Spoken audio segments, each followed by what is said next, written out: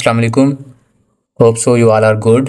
जो आज का हमारा टॉपिक है वो है how many types of student visa in China. तो बेसिकली क्वेश्चन तो बहुत ज़्यादा होता है कि कौन किस कितने टाइप्स के वीज़ाज़ होते हैं, वो तो नेक्स्ट वीडियो में बताऊंगा। लेकिन बेसिकली जो स्टूडेंट वीज़ा होते हैं वो कितने टाइप्स के हैं, तो इसका सिंपल आंसर है कि ये दो टाइप के होते हैं। इनको X1 भी कहा जाता है और X2 भी कहा जाता है। सो पहले हम रीड करते हैं, फिर उसके बाद मैं आपको बताता हूँ। There are two types of China student visa for which you can apply depending on the duration of your education program. Student visa includes X1 and X2. अब देखें China student visa X1। The X1 visa is for long-term student studying for more than 6 months in China. The X1 visa is frequently used for bachelor's, master's, and PhD because these programs last longer than 180 days. With the X1 visa, you can study in China for up to 5 years and are allowed to travel throughout China. तो इसके अंदर simple यही है कि जो आपके जो China student visa जो X1 होता है ये उन स्टूडेंट्स को दिया जाता है जो कि स्कॉलरशिप के ऊपर जाते हैं या जिनका time duration more than 6 month होता है।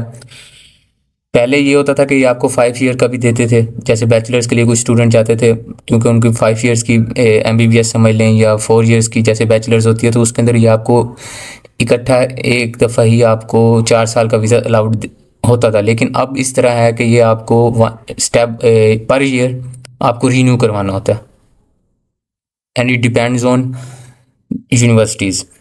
तो अगर आप देखें तो पहला जैसे आपको बता दिया X1 आपको क्लियर हो चुका होगा, ये उन स्टूडेंट्स के लिए होता है जिनका स्टे मोर देन 6 मंथ होता है।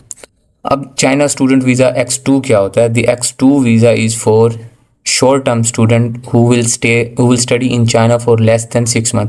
तो ये 6 मंथ से नीचे जो होगा वो आपको X2 वीज़ा अलाउ करते हैं। You are required to apply for program that are shorter than 180 days. और ये वो प्रोग्राम्स होते हैं जैसे आप समझ लें शॉर्ट लैंग्वेज कोर्स के लिए कोई जा रहा है या विज़िट के लिए जा रहा है। विज़िट के लिए भी इतना नहीं होता, 3 मंथ होता है।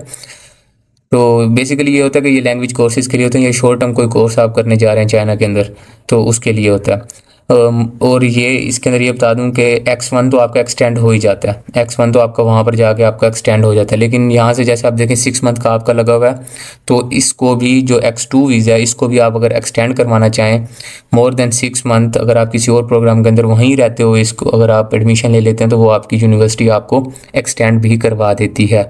There is not such a problem.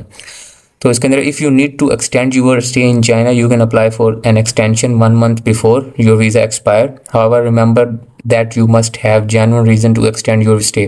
तो सिंपल यही है कि आपके पास रीज़न क्या होना है कि आपने आगे बढ़ना है, तो वो यूनिवर्सिटी आपको खुद चाहे आप, मैंने ऐसे स्टूडेंट देखे हैं जिनका वीज़ा एक्सपायर हो चुका था, 2-3 दिन ऊपर हो गए थे, बट स्टिल उन्होंने जाके अप्लाई किया था और उनको मिल गया था, क्योंकि मे बी यूनिवर्सिटी ही उनको एप्लीकेशन दे देती है कि स्टूडेंट का एक्सपायर होने वाला है इस तरह। तो X2 वीज़ा एक्सटेंडेबल होता है, X1 वीज़ा तो वैसे ही आपका लॉन्ग टर्म के लिए। अब कुछ आपके पास आते हैं फॉर्म्स आते हैं जो यूनिवर्सिटी की तरफ से आपको एडमिशन फॉर्म आता है, उसके अंदर होता है कि JW201 और उसके अंदर एक और होता है JW202। JW201 वो वीज़ा होता है जिसे हम X1 वीज़ा कहते हैं, और ये वो होता है जो आपको CSE के थ्रू मिल सकता है। ठीक है, CSE भी आपको JW201 देती है। तो अब देखें JW201 form is specifically for scholarship students. It is used to international students who have been awarded a scholarship to study in China. This scholarship can come from various sources including the Chinese government scholarship, Chinese local government और specific organization। जिस तरह आपको पता है कि जो जो scholarship होती है उसके अंदर फुली फंडेड स्कॉलरशिप्स जो होती हैं उसके अंदर आपको JW201 मिलता है। और अगर आप देखें JW202 तो इसके अंदर ये है कि the JW202 form is for self funded international students. It is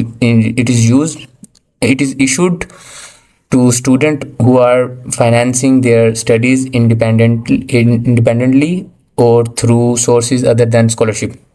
तो इसके अंदर सिंपल ये है कि अगर आप इंडिपेंडेंट हैं, आप अगर खुद JW202 फॉर्म उस टाइम आपको मिलता है जब आप यहाँ से खुद, जैसे बैचलर्स के लिए कुछ MBBS स्टूडेंट्स जाते हैं या फिर आप सिंपल लैंग्वेज कोर्स के लिए आप खुद पे करके जाते हैं जो कि नॉट फुली फंडेड होती है, उसको कहते हैं JW202।